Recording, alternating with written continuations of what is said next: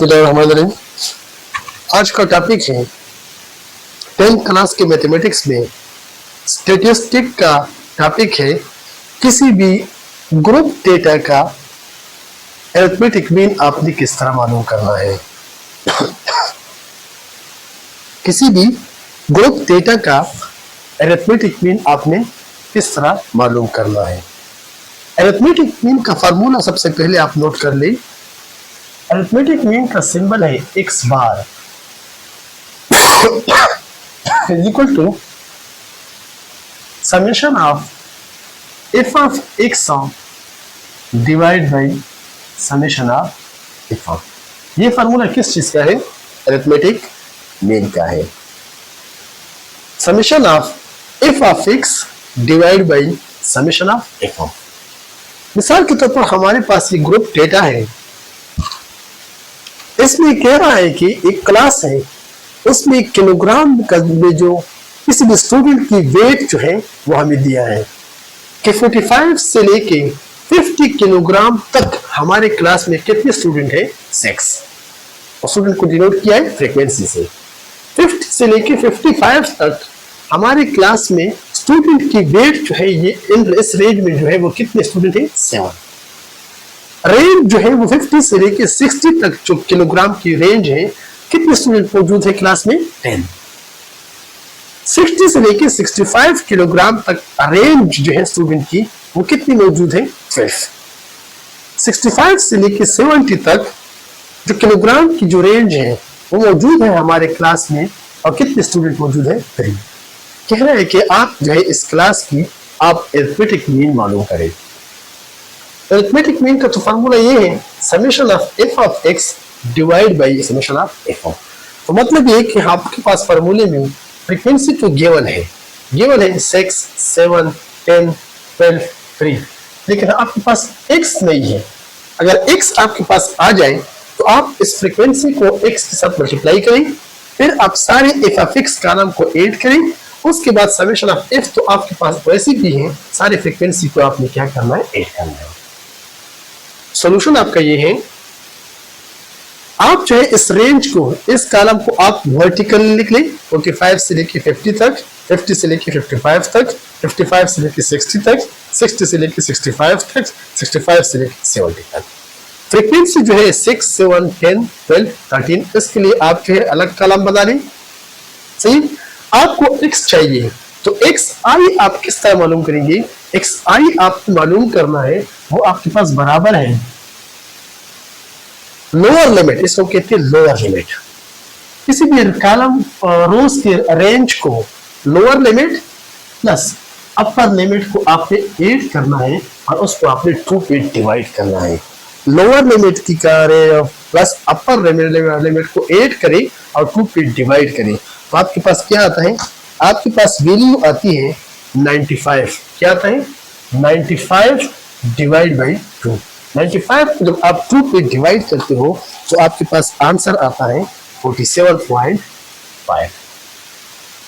ये आपके पास क्या है? xi। इसी तरह इस कॉलम और रोज का जब आप xi मालूम करेंगे तो lower limit plus upper limit divide by 2, क्योंकि xi का मतलब है कि आपने इस रेंज का मिड मालूम करें। क्या मालूम करें? इस रेंज का मिड मालूम करें। तो डिवाइड बाई 2 से क्या आता है? आपके पास आंसर आता है 105 डिवाइड बाई 2, और 105 को जब आप 2 पे डिवाइड करते हो तो आपके पास आंसर आता है 52.5। 52.5 आता है। इस कॉलम का xi जब मालूम करेंगे तो इस रेंज का आपने मिड मालूम करना है। तो इसके लिए फार्मूला है 55 प्लस 60 डिवाइड बाई 2। 55 और 60 को जब आप ऐड करते हो तो आंसर आता है 115 डिवाइड बाई 2। जब 115 को आप 2 पे तकसीम करते हो तो आपके पास रिजल्ट आता है 57.5। इस रोज का आपने xi मालूम करना है, तो lower limit plus upper limit mid मालूम करना है। तो 60 प्लस 65 डिवाइड बाई 2। 60 और 65 को एडिशन से रिजल्ट आता है 125 डिवाइड बाई 2। 125 डिवाइड बाई 2 से तो आप इस पे 2 पे डिवाइड करो तो रिजल्ट मिलेगा 62.5। लास्ट वन है 65 प्लस 70। इसका xi मालूम करेंगे तो इसका मिड मालूम करेंगे। xi का मतलब ये है mid. 65 plus 70 divide by 2 result आता है 135 डिवाइड बाई 2। 135 को जब 2 पे डिवाइड करेंगे तो इसका आंसर आता है 67.5। कहने का मतलब ये है कि हमारे पास xi का जो कॉलम है वो हमारे पास आ गया। इसका रिजल्ट ये है 47.5, 52.5, 57.5, 62.5, 67.5। ये वैल्यूज इस रेंज का मिड है। इस रेंज का क्या है? मिड है। अच्छा, अभी नेक्स्ट कॉलम है एफ एक्स आई, क्योंकि फार्मूले में एफ ऑफ एक्स है तो इसका मतलब है कि एफ आई एक्स आई का मतलब ये है कि हर एक इनिशियल रोज को आपने इनिशियल वैल्यूज के साथ एक्स मल्टीप्लाई करेंगे। फ्रीक्वेंसी कितना है? 6। एक्स आई वैल्यू क्या आ गई? 47.5। दोनों वैल्यूज को आप मल्टीप्लाई करेंगे, रिजल्ट आता है 367.5। 367.5। नेक्स्ट रोज का फ्रीक्वेंसी कितना है? 7। एक्स आई कितना है? 52.5। दोनों वैल्यूज को मल्टीप्लाई करें तो रिजल्ट आप मिलता है, सॉरी फर्स्ट वन का है 287। सेकेंड वन का मिलता है 367.5। 367.5। थर्ड रोज का फ्रीक्वेंसी कितना है? 10। एक्स आई वैल्यू क्या है? 57.5। दोनों को मल्टीप्लाई करें, रिजल्ट मिलता है 575.5। 575.5। फोर्थ रोज का फ्रीक्वेंसी क्या है? 12। एक्स आई वैल्यू क्या है? 62.5। जब दोनों को मल्टीप्लाई करेंगे, रिजल्ट मिलता है 750।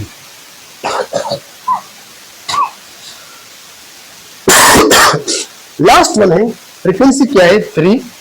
एक्स आई वैल्यू क्या है? 67.5।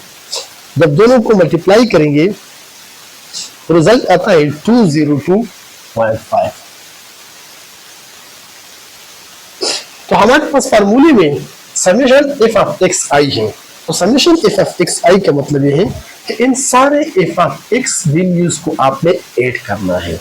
जब इन सारे एफ ऑफ एक्स वैल्यू को ऐड करें तो यहाँ पे रिजल्ट आता है 2180.5। 2180.5 आ गया।